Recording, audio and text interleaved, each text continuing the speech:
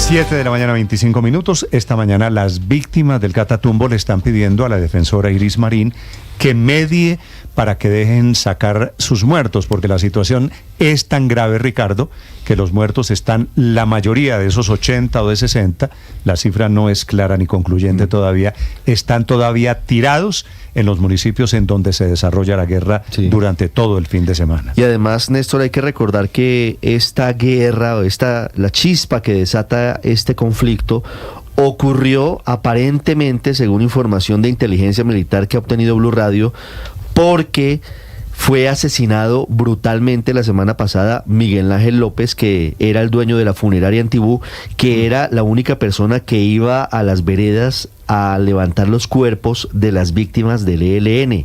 El ELN, según inteligencia militar, mató a Miguel Ángel López, a la esposa de Miguel Ángel López y al bebé de 6 meses de nacido, porque él desobedeció la orden que dieron de que no se podían recoger los cuerpos. Imagínense en lo que estamos. Son matones ejerciendo su matonería sin ningún escrúpulo. Señora defensora del pueblo, Iris Marín, que está en este momento además allí, metida en la boca del lobo, está en Ocaña, en norte de Santander.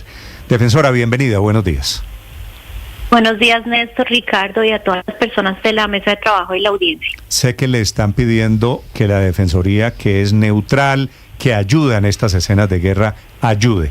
¿Qué está haciendo? ¿Qué está pasando? Y ante todo quisiera preguntarle, defensora, ¿qué censo han hecho sus personas, sus funcionarios, de lo que está pasando hoy en norte de Santander? Sí, bueno, varias cosas. En primer lugar, lo que ya se había advertido desde la alerta temprana del 15 de noviembre del 2024 de la Defensoría del Pueblo, esta era una situación que podía estallar, una tensión entre el Frente 33 y el ELN, que efectivamente estalló, como ustedes indicaban ahorita, desde el jueves, a partir de una masacre que es el detonante de toda esta situación.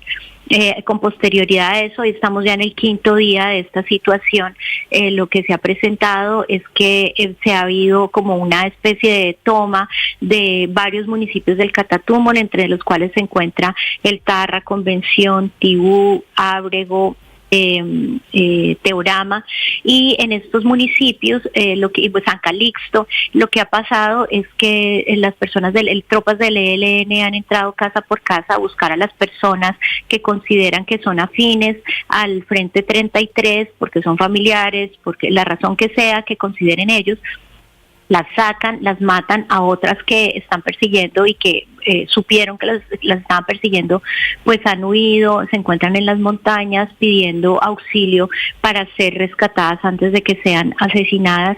Otras han sido secuestradas, se encuentran confinadas, familiares y amigos son confinados, inclusive hemos escuchado casos de esposas, parejas con bebés que se encuentran confinadas y sin acceso a alimentación hasta que no, como forma de presión, hasta que no aparezcan las personas que están buscando. Esto nos da un resultado de, yo diría, al menos 60 personas asesinadas, puede que sea mucho más. Ayer escuchábamos cálculos de hasta 80 personas, pero no se puede saber porque no hay ingreso a la zona para sacar a las personas que han sido asesinadas. De 80 asesinados es de la gobernación de Norte de Santander.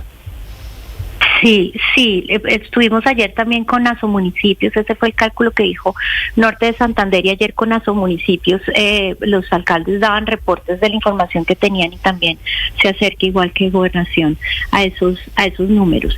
La mayoría de las personas están confinadas, esto quiere decir que quisieran huir pero no logran hacerlo porque hay retenes en las vías, hacen unos revisiones exhaustivas de quién es, las cédulas, para dónde van, y pues ahí miedo y puedan morir en estas vías. Otras han llegado ya pues aquí porque han logrado escapar, y en eso tenemos ya reportados al menos, y es un cálculo realmente muy conservador, tenemos 11.000 personas que desplazadas por lo menos entre Ocaña, Tibú y Cúcuta, pero también tenemos información de desplazamientos al interior de los municipios que no podemos calcular en este momento. Aquí en Ocaña, en el Coliseo, pernoctan más de 2.200 familias, esto en un cálculo también muy conservador son más de 4.000 personas, probablemente son más, pero en total son más de 5.000 personas aquí en Cúcuta. Cúcuta, aquí en Ocaña, más de 5.000 en Cúcuta y las 2.500 en Tibú, pero creo que pueden ser más y estas son las que han logrado huir. Sí. ¿Usted en ejercicio de su trabajo ha tenido algún contacto, alguna comunicación con la gente del ELN? No, nosotros recibimos la carta que nos dieron las organizaciones y la transmitimos formalmente por las mesas de diálogo que se tienen por parte del gobierno. La ELN, que si bien está suspendida, se mantienen los canales para este tipo de gestiones, y también la transmitimos a la mesa de diálogo con el bloque, con el Estado Mayor de los bloques de que hace parte el Frente 33. Aquí a nivel territorial también se han enviado los mensajes para pedir que permitan corredores humanitarios para permitir la salida de la gente. Pero digo, ¿quién está intentando parar la sangría? Porque el ELN dice, estamos matándolos porque ellos están desmovilizados, pero siguen siendo miembros de los disidentes de las FARC. Sí, ahorita le corresponde pues aquí hay primero a los grupos, al ELN, pero también al Frente 33 no reaccionar de manera que se pueda agravar esta situación. Ellos tienen la obligación de cumplir el derecho internacional humanitario sin más, y así se les ha hecho saber y se les ha mandado las comunicaciones, los mensajes, está en manos de ellos. He dicho, unas pocas personas tienen esta situación al Catatumbo, y esas pocas personas que principalmente son mandos militares de los grupos están en capacidad de suspender el sufrimiento del Catatumbo, pero también hay aquí una responsabilidad de parte del gobierno nacional, ya que como esto había sido advertido en el 15 de noviembre, habían alertas estructurales, pero también había una alerta de inminencia. ¿Esto qué quiere decir? Que la Defensoría del Pueblo tenía elementos para considerar que esta situación se iba a presentar de manera inminente, y esa alerta se expidió el 15 de noviembre del 2024, y el gobierno, tanto nacional como los gobiernos territoriales, debieron haber tomado medidas, tanto las estructurales que se habían advertido antes. Le pregunto, ¿quién para la sangría? Porque quiero saber, estamos esta mañana a merced de la voluntad de Richard, que es el alias del hombre que comanda el ELN, o de Andrei, que es el alias que comanda a los disidentes de las FARC. ¿La tranquilidad de Colombia o de esa gente norte de Santander depende de estos dos señores? Como digo, ellos sí tienen la obligación, pero no depende exclusivamente de ellos, porque también hay un Estado y un gobierno, tanto los territoriales como el nacional, que si bien están teniendo limitaciones para controlar, y por eso hay un conflicto armado. El conflicto armado consiste en que hay grupos que tienen dominio territorial y control poblacional. Esa es la diferencia entre una situación de violencia esporádica y un conflicto armado. Entonces sí tienen un control, pero la fuerza pública hace presencia y tiene bases militares en la zona, y aunque no tiene capacidad de ingreso directo, puede activar, y esto corresponde al gobierno nacional decidir cuáles son las medidas oportunas para poder retomar el control de la zona. Yo no diría que estamos a merced de ellos, porque confío en que las autoridades del Estado y la fuerza pública y en general las autoridades civiles pueden tomar medidas para reversar esta situación. Sí, defensora, ¿el ELN sigue matando hoy? ¿Hoy siguen en la terrible práctica de ir casa por casa, con lista en mano, buscando a la gente, sacándola de sus casas delante de sus familias y matándola? ¿O sobre esa terrible práctica que deja ya por lo menos 60 u 80 muertos, ha existido alguna situación que se haya suspendido durante este fin de semana? No se ha suspendido, puede que haya disminuido, pero tampoco estoy segura que haya disminuido, porque seguimos recibiendo información de personas que nos piden ser extraídas urgentemente. La fuerza pública ha extraído en 10 vuelos a más de 230 personas, tengo información, entre ellas se encuentran firmantes de paz, pero también líderes sociales y comunitarios, y todavía seguimos recibiendo información de gente que se llevan, de gente que asesinan bajo presión a las comunidades para que digan en dónde se encuentran, y hasta ayer eso seguía siendo igual. No, pues es una tragedia, pero fíjese, señora defensora, esto comenzó, digamos, de esta manera violenta y crítica desde el miércoles pasado. Llevamos 5 días. ¿Hay alguna explicación de por qué el ejército, de por qué la fuerza pública no ha logrado contenerlo?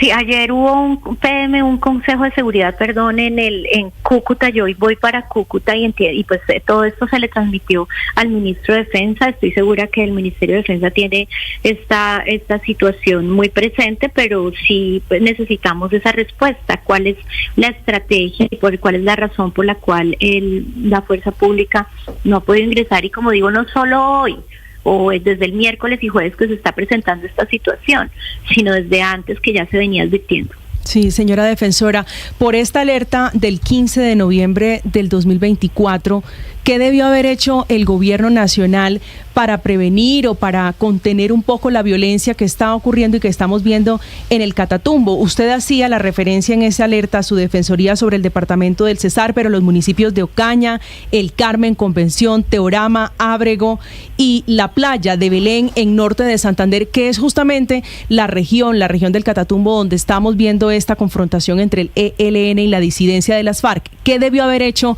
el gobierno con esa alerta de la Defensoría?